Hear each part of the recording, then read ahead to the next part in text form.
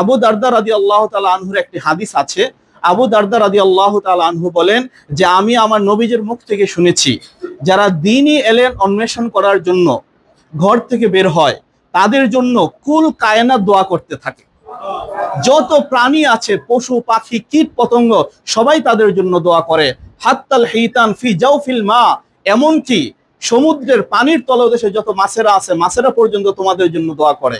গর্তের পিপিলিকা পর্যন্ত তোমাদের জন্য দোয়া করে। তোমাদের সম্মানে ফেরেশতারা অদৃশ্যভাবে তাদের নূরের পাখাগুলো বিছিয়ে দেয়। এই জন্য তোমরা হলে মুস্তাজাবুদ দাওয়া। 24 ঘন্টা তোমাদের মুখে বুকে কোরআন গুঞ্জরিত হয়। তোমরা কোরআনের পাখি, তোমরা শেষ সাথে ওঠো, তাহাজ্জুদ পড়ো। এই জন্য তোমাদের দোয়াটা এটা আল্লাহ তাআলার কাছে খুব কবুল হয়। এই জন্য তোমাদের কাছে ভাইরা এসেছেন, দোয়া চাইবে, ভাইরা কথা বলবে, আমরা একটু মনোযোগ সহকারে শুনব। জামিআউ ওয়া লা তাফাররাকু। وقال رسول الله صلى الله عليه وسلم يد الله على الجماعة أو كما قال عليه الصلاة والسلام। আল্লাহ পাকের দরবারে লাখ কোটি শুকরিয়া। আল্লাহ তাআলা আমাদেরকে আজকে এখানে এশারের নামাজের জামাত আদায় করে মধ্য রজনীতে এটি বিশেষ উদ্দেশ্যে এখানে বসার তৌফিক দান করেছেন। সেই মহান রবের দরবারে কালিমাতু শুকর আদায় করে আলহামদুলিল্লাহ।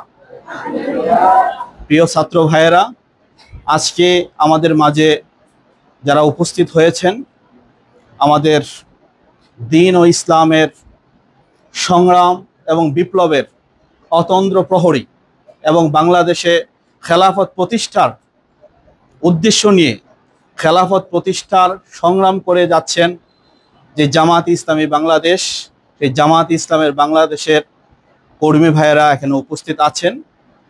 আমরা সকলেই আমাদের মনের মধ্যে একটা স্বপ্ন সবসময় লালন করি, সেটা হলো আল্লাহর জমিনে আল্লাহর খেলাফত প্রতিষ্ঠা। এবং আল্লাহ তাআলা আমাদেরকে পৃথিবীতে পাঠিয়েছেন যে দায়িত্ব দিয়ে। আল্লাহ তাআলা সূরা বাকারার মধ্যে বলেছেন, ইন্নী জাআইলুম ফিল আরদি খলিফা। ফেরেশতাদের সাথে মশওয়ারা করেছেন যে আমি জমিনের মধ্যে আমার প্রতিনিধি পাঠাতে চাই, খলিফা পাঠাতে চাই। তো খলিফা কাদেরকে বলা হয়? খলিফা তাদেরকেই বলা হয় যারা একটা বিশেষ দায়িত্ব প্রাপ্ত হয়। তা আল্লাহ তাআলা এই আদম সন্তানদেরকে খলিফা বলেছেন, তো নিশ্চয়ই খলিফাদের দায়িত্ব আছে। আমাদের সেই দায়িত্বটা কি? আমরা যে পৃথিবীতে এসেছি, নামাজ পড়লাম, রোজা করলাম, হজ যাকাত সব কিছু করলাম, এগুলো আমাদের ফরিজা, ফরায়েজ, ফরজ হুকুম। পাশাপাশি আল্লাহর জমিনে আল্লাহর দ্বীন কায়েম করা, দ্বীন প্রতিষ্ঠা করা, এটাও আমাদের উপর ফরজ। কিন্তু আমরা নামাজ পড়া ফরজ এটা খুব ভালো করে বুঝি, রোজা রাখা ফরজ এটাও ভালো করে বুঝি, আমরা যাকাত দেই, হজ করি, সব ভালো করে বুঝি। কিন্তু খেলাফত প্রতিষ্ঠা করা এটাও যে আমাদের ফরজ, এটা আমরা বেমালুম ভুলেই যাই।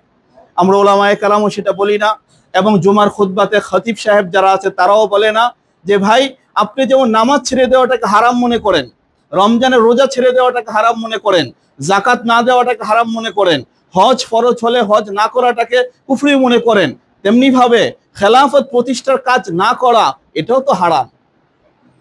এটাকে তরক করা গুনাহে কবিরা, এটা আমরা বুঝিই না, জানিও না।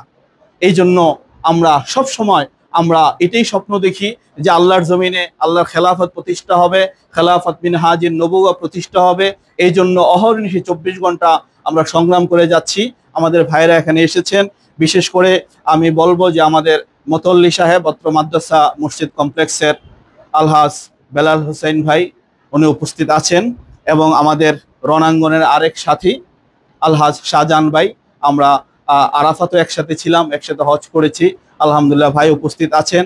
এবং আরেক ভাইয়ের কথা না বললেই নয়, মাওলানা কারি দেলাওয়ার হোসেন সাইদি ভাই, উনি এক সংগ্রামী, উনি উপস্থিত হয়েছেন। এরপরে আমাদের মাহমুদ ভাই এখানে উপস্থিত হয়েছেন, এবং আমাদের খিলগাঁয়ের দায়িত্বপ্রাপ্ত এবং খিলগাঁও শহর সোসাইটির সভাপতি এবং আমাদের মাদ্রাসার একজন বদ্রী সদস্য আলহাজ নাসির ভাই এখানে উপস্থিত আছেন। এবং এই যে আরেক ভাইকে শহীদুল ইসলাম ভাই, উনি আমাদের এখানে কমিশনার নির্বাচন করেছিলেন আলহামদুলিল্লাহ, এবং সামনে ইনশাল্লাহ আমরা ভাইকে কমিশনার পদ